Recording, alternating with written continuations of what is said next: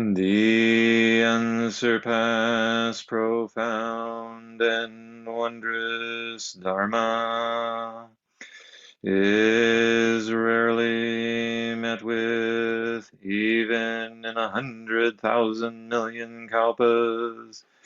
Now I can see and hear it, accept and maintain it. May I unfold the meaning of the Tathagata's truth.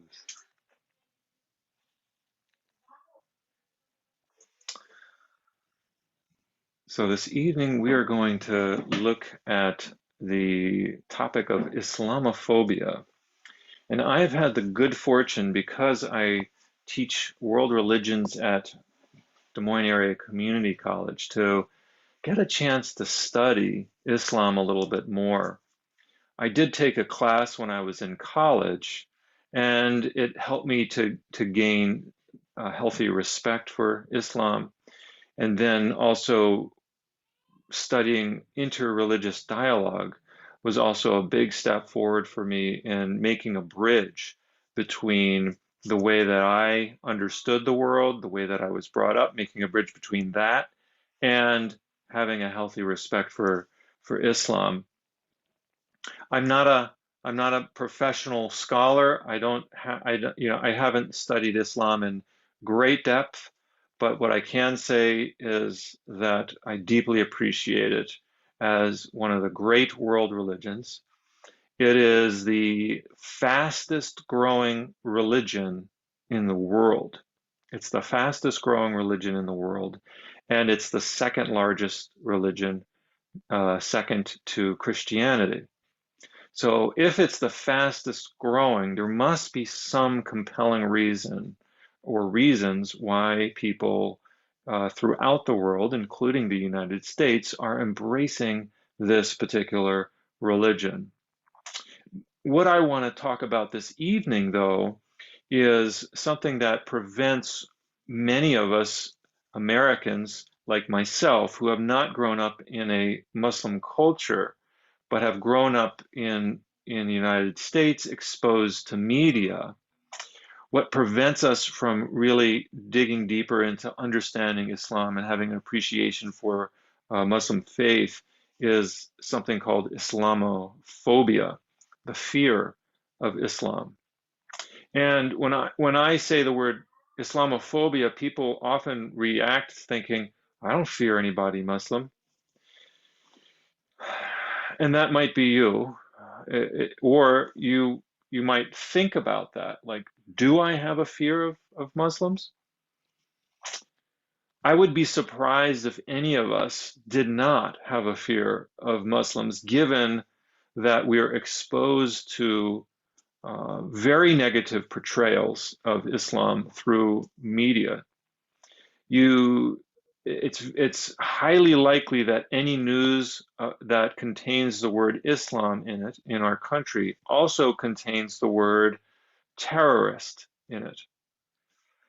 So even if on the surface we don't feel fear for Islam, we're getting messages that equate Islam with terrorism. And who's not afraid of terrorism to some degree? And again, even if we don't think we're afraid, in Buddhism we have we understand the way that the mind works is that we have what's called a store consciousness, and that everything, whether we're conscious of it or not, everything that gets inputted through the senses, the sense gates, the eyes, the ears, the nose, the mouth, everything that it gets stored down in what's called the store consciousness or alaya consciousness. And so when we get negative messages about Islam, we're watering seeds of fear. We're watering seeds of anxiety within ourselves about Islam, and we may not even be aware of it. So this what I'm trying to do this evening is bring more conscious awareness about our fears, because that way at least we'll be a little bit more aware, and maybe we can consciously choose to learn about Islam from a more positive perspective. So I do hope to bring in the positive this evening as well. A lot of my information, most of my information on Islamophobia is coming from this particular book called The Fear of Islam, An Introduction to Islamophobia in the West. And it's by Todd H. Green, who happens to be a professor at Luther College here in northern Iowa. So he's local. So if you're interested in going into depth in this topic of Islamophobia more, you can check out his works, or maybe just find something online. So let's. The other thing I wanted to mention that brings this to our practice as Buddhists, as practicing Buddhists, what we want to keep in mind is this idea of pointing the finger, right? When we point the finger at somebody else, and this is what we do. When something goes wrong, whether it's in our personal life or in the society as a whole, when something goes wrong, we immediately point the finger outwards. So, the biggest example of this is 9/11, right? When terrorists on these airplanes, horrible thing that happened, crash into the World Trade Centers. And immediately we're looking over there. And, it's a natural impulse. It's a natural impulse to find the source of our problems and usually to look outwards. It's much more challenging. It's much more difficult. Right? But this is our practice, is to turn that finger back around. Or as some would say, when you point one finger this way, you've got three others, 1, 2, and 3 pointing back at you. Right? So what we want to do is turn the lens around, and this is not easy, but this is our practice. This is our practice to turn that lens of looking at where am I responsible for the fear of Islam, or these negative portrayals of Muslims, or how may my country be responsible for why bad things happen to us? How might my country be responsible in some way? And this is a question nobody, I think, wants to ask, at least publicly. You lose so much. I don't have anything to lose in asking the question. I don't think any of us here do. But certainly politicians have a lot to lose if they were to ask that question. Why is this happening? Where are we at fault? So I think where this can become productive is if we look at the history of Islamophobia, because we think it's just something that happens. The way things are is basically condensed into the present moment. But if we look at the history going back 1,000 years, we get a different picture. We get some more clues as to why things are the way they are today. So I'm going to share a little presentation here.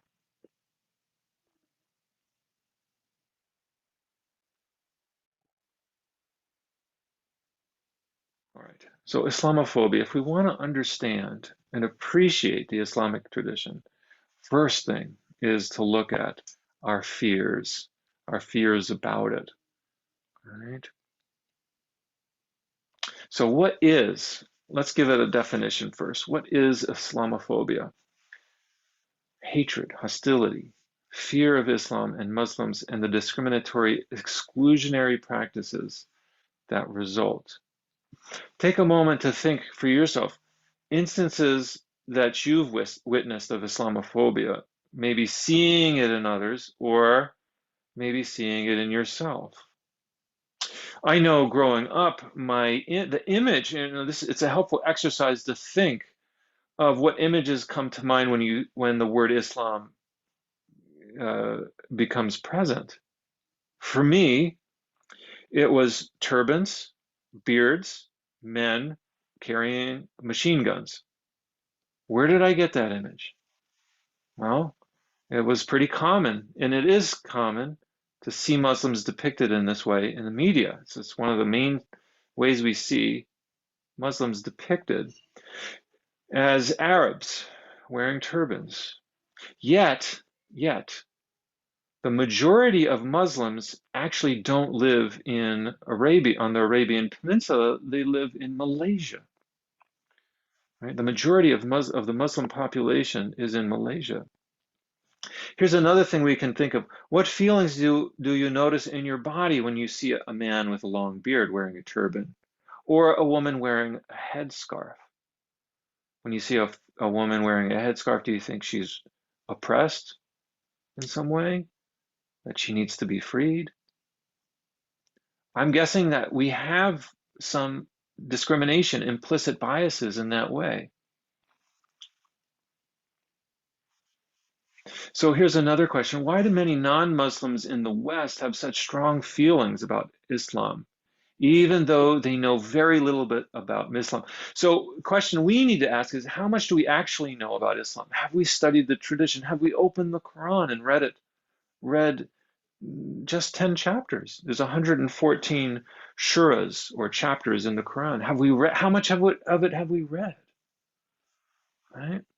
And if we can't say we've read any, and if we can't say we've met anybody who is Muslim that can teach us about Islam from their own mouth, rather than getting it through a secondary source, what can we say we actually know about Islam? So here's some reasons why we get a lot of strong negative feelings about Islam. This is when Keith Ellison, he writes, there are people who market themselves as terrorism experts, but who in fact get paid to promote hate. Tariq Ramadan. Far-right parties and populists generate and instrumentalize Islamophobia for political gain. And, Dalia Mogahed, you can find her TED Talk online. It's really moving. She says, it's a deliberate campaign to misinform Western publics about Islam. Hatred of others is not a natural response to the unknown. It is a learned response. We've learned this. And another scholar, John Esposito, he says, most people in the West do not have a context to understand religious extremism. And the fact that they don't know a Muslim or much about Islam means they cannot get a clearer perspective on religious extremism and what drives it. So let's take a look at the historical relationship that we've had, Western, by we I'm meaning Western nations, European nations have had with Islam. All right, we got to go back to the Crusades. So we're going back 1,000 years. Pope Urban II orders the First Crusade, and it's initially to aid the Byzantine emperor, but it's eventually focused on taking Jerusalem and the Holy Lands from the Turks. And how did the Crusaders see Islam? How did they see Muslims? Well, they were taught, and I would say by extension, we are taught, that Islam is a form of heresy from the norm, which would be in that time in the 11th century, that would be Christianity. Everyone, the entire European nation, country, continent or subcontinent, was practicing a form of Christianity. So they saw Islam as a kind of heresy, and they saw it as paganism. This is how Crusaders justified their actions. And what were their actions? Almost unspeakable. Basically, they were ordered to kill Muslims, and if they killed Muslims, that would be like an immediate ticket to heaven. And we have to understand that in that time, 1,000 years ago, heaven was an very important, maybe even more central to Christian thinking than it is for many Christians today. Right? You kill a Muslim, you go to heaven. And so these ideas, they have no basis in actual Islamic beliefs or practices. Let's look at John of Damascus. This is a Christian. Muhammad establishes Islam in the year 622. John of Damascus is born just 50 years later. He's an 8th century theologian from Syria, so close to the area of the Prophet himself. And these are his conclusions about Islam. Remember, he's a Christian writer. The Quran is not divine. Muslims have a misunderstanding of God. Worshipping the Kaaba, the magnificent black cube in Mecca, is a form of idolatry. Let me go back there. So there's not a lot of, remember, there's not a lot of information about Islam coming to Europe. But when somebody writes about it and it gets broadcast, then these are the ideas these are the earliest ideas that came to Europeans about Islam and what was happening in Arabia at that time. And the problem is that this is a Christian perspective on Islam. If we want to study Islam in earnest, then we need to hear directly from Muslims, not Christian interpretations of Islam. And that's why next month we will have Imam Jaili from the Masjid here in Ames speak directly to us about Islam and give us teachings about Islam directly. So we need to ask, what was John Damascus' agenda? Another very important figure, right, is Martin Luther, the founder of Lutheranism, the cause, one of the principal causes for the Protestant Reformation in the 16th century. Right, he's born 1483, about 800 years after Prophet Muhammad. And he's one of the few scholars that actually studied the Quran in depth. And these are his conclusions, that Muhammad is seen as superior to Jesus, and that Jesus is seen as a prophet. And this is his ideas, that how Muslims think about Jesus. That Muslims are called to destroy the Christian faith as well as the whole temporal government. And the other thing that he states is that Muslims have a disregard for the Christian model of marriage. All right, so these are his ideas, and again, they're misunderstood. They're misunderstood. All right, they're not totally accurate, and they're taken out of context. All right, so this is another Christian perspective on Islam. It's not a perspective that comes from within Islam. All right. Now, there is the reality of positive relationships between Muslims and Christians that is not well known. In fact, Christopher Columbus, because the Muslims were so far advanced in the science of that day, when Christopher Columbus sailed across the Atlantic, he chose if I'm not mistaken, two Muslim navigators to be his navigators in his voyages, because he knew that they had the most advanced science and tools of navigation at that time. So, and another little known fact is that during the European Dark Ages, when the study of the natural world waned, Islam in Saudi Arabia was responsible for keeping that torch of knowledge alive. There is for instance, another important person, the man, and I can't remember his name, but the person who discovered optics and the way that we understand how the eye works was Muslim. And he understood that the eye, just think about this, the eye takes in an image and flips it upside down. And then somehow that image gets turned right side up again. I don't know the science behind that, but he He understood, he came to understand that, and that's how we understand today, right? What the brain, what the eye does with an image, it somehow gets flipped upside down before being reintegrated.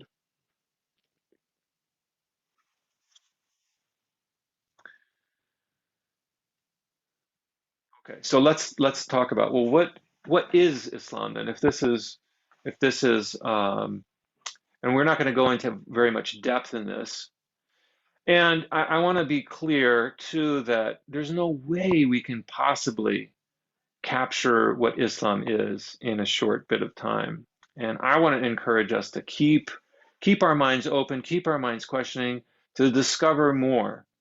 But here's a statement from a Muslim who's a doctor. He says, if you at least help one person seriously in your life, then you have learned something in your life. You can show your face to God that you have helped one of his creatures who was suffering. Otherwise, what is life?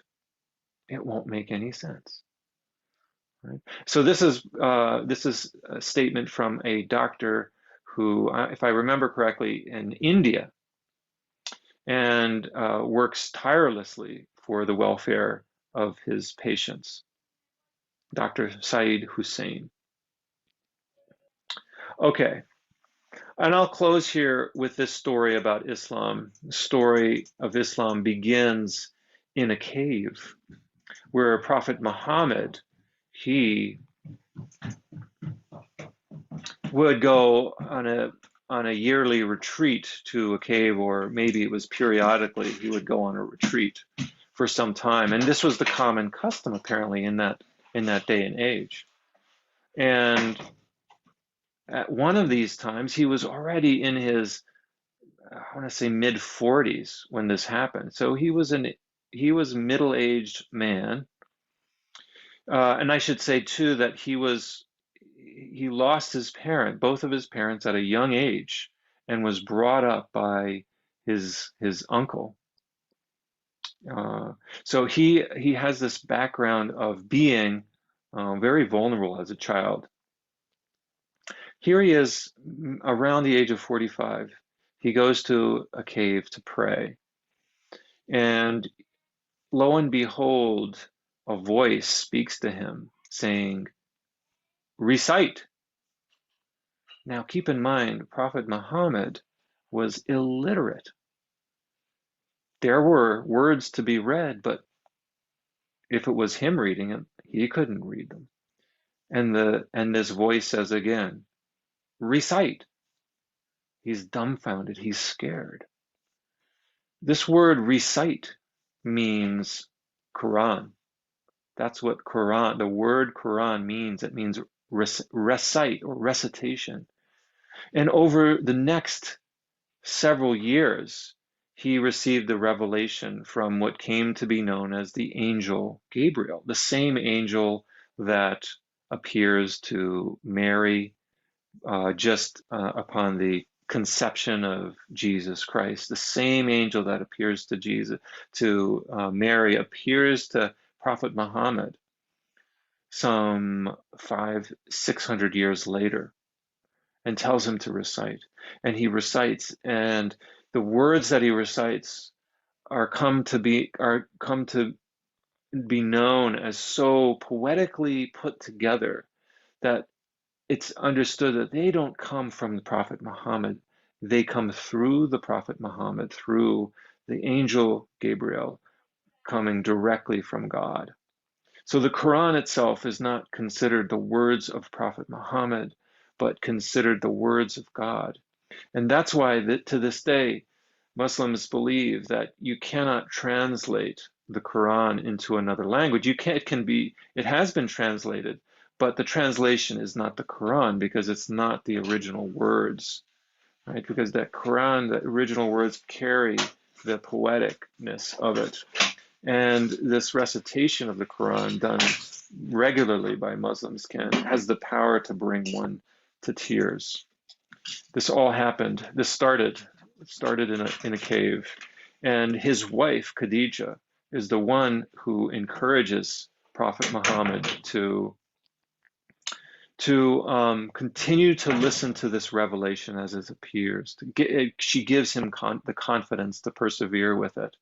And eventually, within his lifetime, long story short, within the period of his lifetime, the entire Arabian Peninsula becomes Muslim. All right. Thank you. So stay tuned. We will have the next part of this in 1 month from now. We'll get to hear directly from an imam, a religious leader within the Muslim community, Imam Jaili. So thank you very much.